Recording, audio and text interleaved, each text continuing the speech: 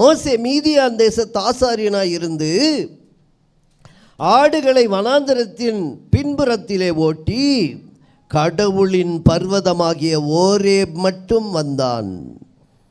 நீ எங்கே வேணாலும் ஆஃபீஸில் வேலை செய்ய, நீ ஜெர்மனியில் கூட இரு, ஓரேபுக்கு வந்துவிட வேண்டும். ஒரு அலையில சொல்லுங்க, ஓரேப் அருகே நீ வராமல் தரிசனம் என்பது இல்லை. எப்பொழுது தரிசனம் என்றால் உன் வாழ்வில் அற்புதங்கள் நடக்கும். அது அற்புதம் என்பதை நீ வியந்து பார். பற்றி எரிகிறது ஆனால் செடி கருகவில்லை என்று பார்க்கும்போது இது அற்புதம் என்று உணர்ந்தவர் கிட்ட சென்று பார்ப்பேன். இவர் சொல்லிட்டாரு. இவருக்கு சொன்னதுக்கு அப்புறம் என்ன நடக்குதுன்னு பார்த்தீங்கன்னா, அவன் பார்க்கும்படி கிட்ட வருகிறதை கர்த்தர் கண்டார். ஹல்லேலூயா. அது ரொம்ப முக்கியம். பார்த்துங்க, ஆண்டவர் என்ன பண்ணார், கிட்ட வரியான்னு பார்ப்பார். கடந்து போகிறவர் போல காணப்பட்டார். ஒரு அலையில் சொல்லுங்களேன், படகில் இருந்தவர்கள் எல்லாம் அவர் கிட்ட வராரா அப்படின்னு பார்க்க மறந்துட்டாங்க. ஆனால் அவர் கடந்து போகிறவர் போல காணப்பட்டார். கிட்ட வருகிறதை காணுகிற கர்த்தர். நாம் கிட்டே வருகிறோமா என்று காண்கிற கர்த்தர். ஒரு பெரிய அற்புதத்தை உன் வாழ்வில் செய்தார் என்றால் நீ அதை எவ்விதமாய் எடுத்துக்கொள்ளுகிறாய்? உற்று பார்க்கிறாயா? நான் உற்று பார்க்கிறவனாக இருக்க வேண்டும்.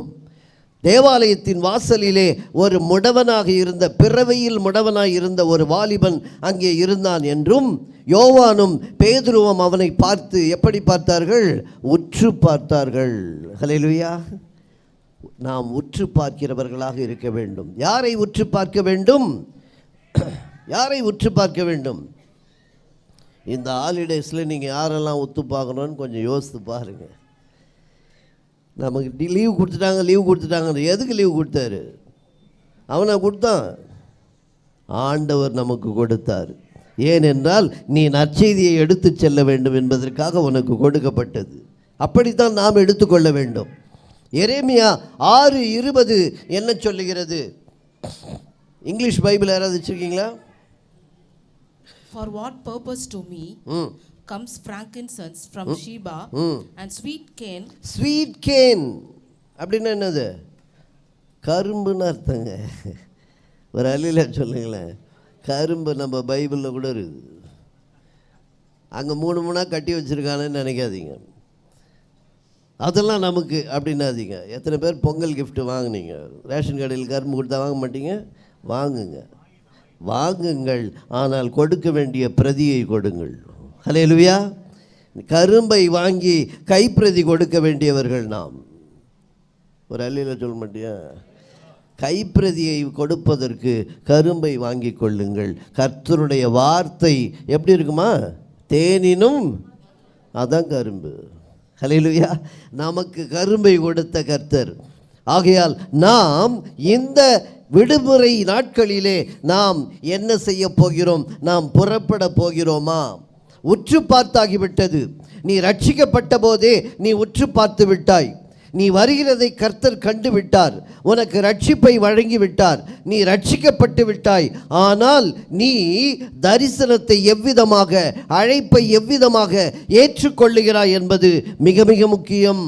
கர்த்தர் உன்னை அழைக்கிறவராக இருக்கிறார்.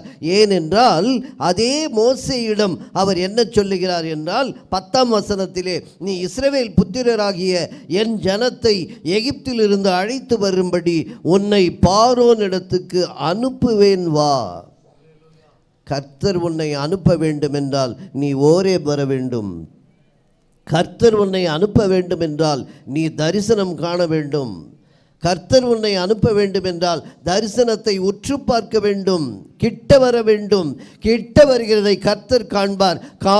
காணும் போதுதான் அழைப்பு வரும். மோசே மோசே என்று அழைத்து அந்த நெருப்பை காண்பிக்கவில்லை. நெருப்பை பார்த்த பின்பு மோசே என்று அழைத்தார். ஹல்லேலூயா. கூப்பிட்டு காட்டுறவர் இல்லைப்பா, கிட்ட போனீங்கன்னா கூப்பிடுறவர். நீ கிட்ட போனால் தான் மோசேக்கே அந்த நிலைமை என்றால் உன்னுடைய நிலைமை என்ன என்பதை நாம் யோசித்து பார்க்க வேண்டும். மோசேக்கே எவ்வளோ கிட்ட வருகிறதை கண்டு மோசே என்று அழைத்தார். அழைக்கிறவர் உண்மை உள்ளவர். அவர் உன்னை கிட்ட வருகிறதை எதிர்பார்க்கிறவராக இருக்கிறார்.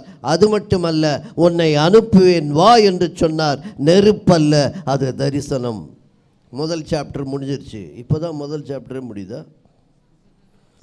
அடுத்து கனவல்ல தரிசனம். அப்போஸ்தலர் 16ஆம் அதிகாரம் 9-10 வசனங்களை நாம் பார்க்கலாம். அப்போஸ்தலர் 16:9-10. அங்கே ராத்திரியிலே பவுலுக்கு ஒரு தரிசனம் உண்டாயிற்று. அது என்னவெனில், மக்கதோனியா தேசத்தான் ஒருவன் வந்து நின்று, நீர் மக்கதோனியாவுக்கு வந்து எங்களுக்கு உதவி செய்ய வேண்டும் என்று தன்னை வேண்டிக் கொண்டதாக இருந்தது. அந்த தரிசனத்தை அவன் கண்டபோது, அவர்களுக்கு சுவிசேஷத்தை அறிவிக்கும்படி கர்த்தர் எங்களை அழைத்தார் என்று நாங்கள் நிச்சயித்துக் கொண்டு உடனே மக்கதோனியாவுக்கு நிச்சயித்துக் கொள்ள வேண்டும். பாருங்க, அங்க அவர் என்ன பண்ணாரு? கிட்டே சென்று பார்ப்பேன்.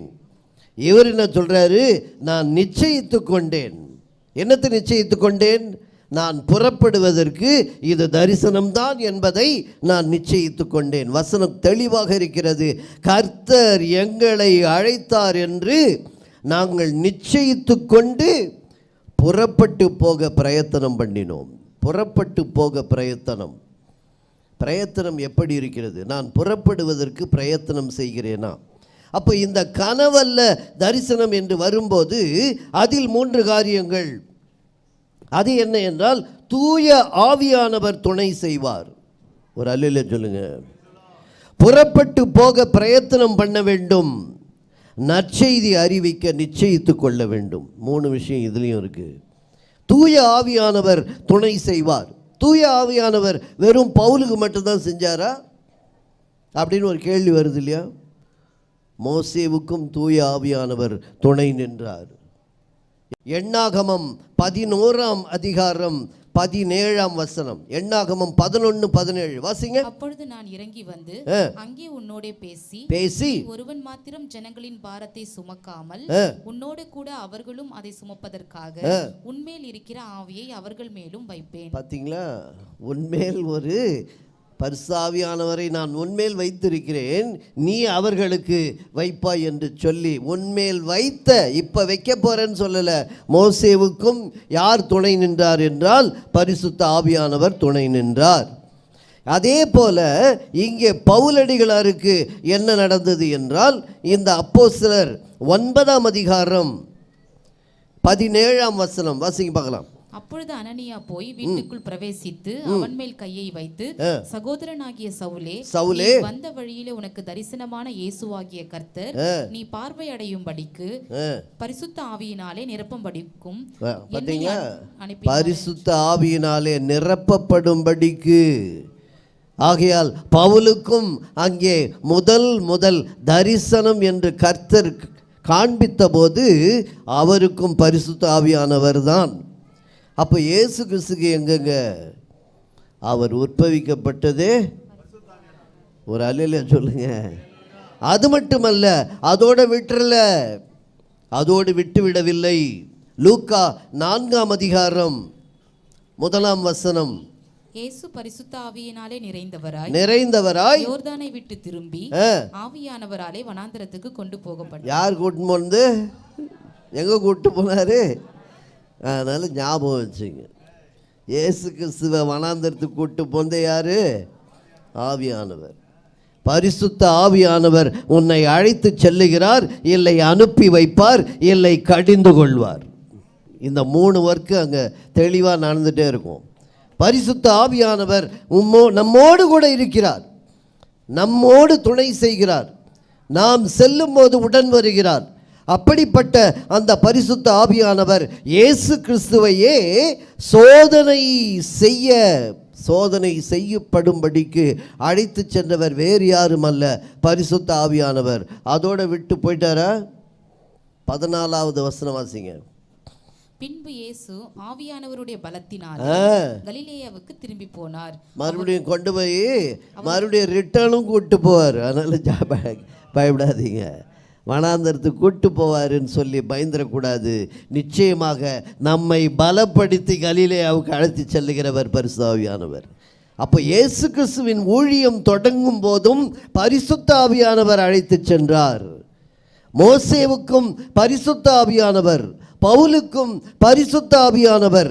ஆகையால் இங்கே தூய ஆவியானவர் துணை நிற்பார், துணை செய்வார்.